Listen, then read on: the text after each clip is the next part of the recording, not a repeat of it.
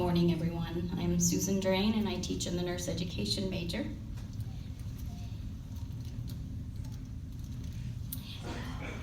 And it is my distinct privilege and pleasure to introduce Army Lieutenant Colonel Glenna Berglund. And she is here all the way from Whitefish, Montana. She is graduating with her master's in nursing education.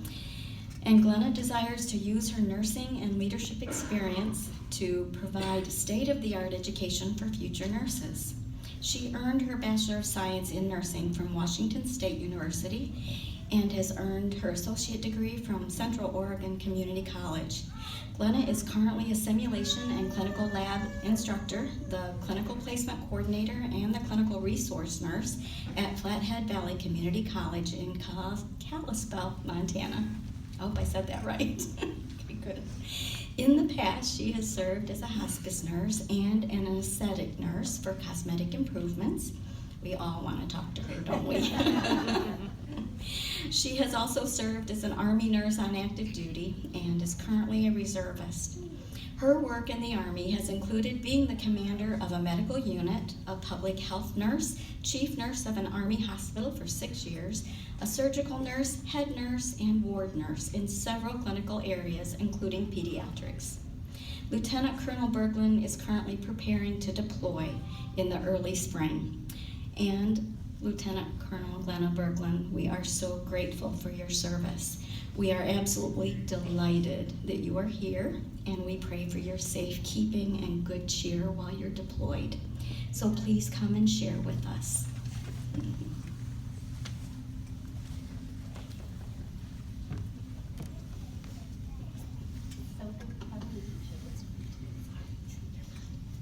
I was trying to steal Dr. Drain's hat because really I want to be the doctorate, but I was unsuccessful. Thank you for that introduction, Dr. Drain. It's an honor to be here with you all. After complaining for the past 2 years about all of the writing required for the master's program, and I know it's nothing compared to the doctorate, I can't believe I volunteered to write and deliver a speech today. Of course, like a good student, I started doing my research. Well, what am I supposed to say? What am I supposed to do? And there was really not a lot of inspiration for me. My aha moment came when I stopped thinking of myself as a student and of this as an assignment and just decided to speak straight from the heart. So credit to my husband. He's not here, so I can give him credit for helping me to make this discovery. As graduation is a natural time for reflection, I have thought a bit lately about the last couple decades of my life. My time as a nurse, military officer, wife, mother, and teacher has included countless successes, failures, joys, and sorrows. I wouldn't have it any other way, but it seems to me right now that two key themes stand out. This graduation is the end of the journey for most of us as students, but it also represents a new beginning. My hope is these two rules can be useful for you as well in your new careers as bachelor's, master's, or doctorally prepared nurses. Rule number 1, be a coachable, humble, lifelong learner. Recently, while in pharmacology lab, I was teaching the students how to crush the pills so that they could give medications through a nasogastric tube. Of course, we have the old-fashioned pill crushers. They're not so great. One of the students said, "Hey, Glenna, I watched this TikTok video on how to crush medications." I looked at her and said, "Really? Are we at the point where we're learning how to be nurses from TikTok videos?" So she described this technique. I should have brought a syringe. So you put the water and the pills in the syringe, you cover the tip of the syringe with your thumb, you pull back, you hold, you get a little vacuum seal, release the plunger, and then voila, it's supposed to crush the pills.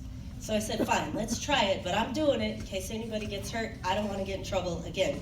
So we did it, and it was amazing. It was so much better than what I had been teaching them. So the entire group of us, students and instructors, came away from the episode with that sense of joy and excitement that accompanies new learning. This is, of course, just one example, but often I have gone into a situation ready to share my knowledge, and then I've left later realizing that I learned from them as well. The French philosopher, whose name I won't even attempt to say, despite many people trying to coach me on how to say it, just can't do it. He pointed out that often the desire to appear competent impedes our ability to become competent because we are more anxious to display our knowledge than to learn what we do not know. So to approach our potential, we must set aside our egos and fears of failure and embrace that we often must fumble and fail, sometimes many times, before succeeding.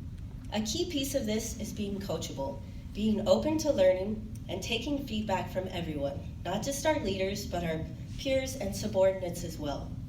While on the one hand, it may not feel natural to accept TikTok video lessons from nursing students, on the other hand, the incredible feeling of joy and growth, as well as the connection established when we have all learned something together, is by far worth exposing the limits of one's own knowledge. So let's remember, be a coachable, humble, lifelong learner. Rule number 2, lead with grace.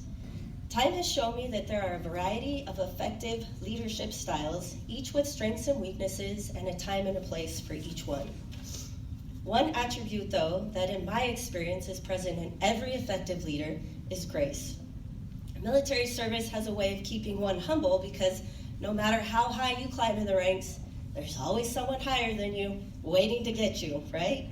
So a few years ago, when I commanded the medical support unit, I found my battalion commander, Colonel Sands, to be a wonderful example of this concept of leading with grace. It turns out that one can, in fact, effectively lead people while retaining one's humanity, kindness, and empathy, and can do so without judgment. We are all in positions to be influential, whether a formal leadership position or not, and although this quality may seem less common than we might like, it's something for us all to strive for. This means showing kindness and respect, praising a job well done, providing correction when necessary, just like Colonel Sands did, but it all must come from a place of love. To the degree we all strive to lead with grace in every situation, we will positively influence others and in some small way make the world a better place. So on behalf of all of the students graduating today, thank you to all who were part of our journey. This is an incredible turnout and we obviously had a lot of support. Our deepest gratitude goes out to all of the instructors and the staff at Indiana Wesleyan University. Kathy, I'm staying on task.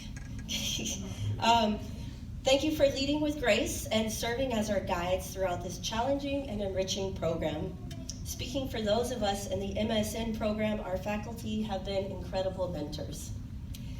I would also like to thank my cohort. Hundreds of thousands of maybe millions of text messages have been sent out over the past couple of years to express but also soothe anxiety over assignments, projects, and exams. Despite the fact that we were geographically separated, there was consistent love and support offered to all of those in distress. Yes, many times you woke up to 100 text messages and you had to scroll back through and figure out, well, where did the problem start? Did we get it solved? Okay, we're good to go. Thank you sincerely to my cohort for your friendship and your teamwork throughout these challenging 2 years. No doubt we have all benefited from assistance and support from our families as well, and our friends. They, of course, deserve a special thank you. They likely carried an extra load while we worked to complete our studies. Lastly, I would like to thank God for his love and care in our lives. I know we will all go out and do great things. And let's remember that as we go out there to be world changers, we are doing it for God. Colossians 3:23 and 24 says, "And whatever you do, do it heartily as to the Lord, and not to men, knowing that from the Lord you will receive the reward of the inheritance, for you serve the Lord Christ." Thank you.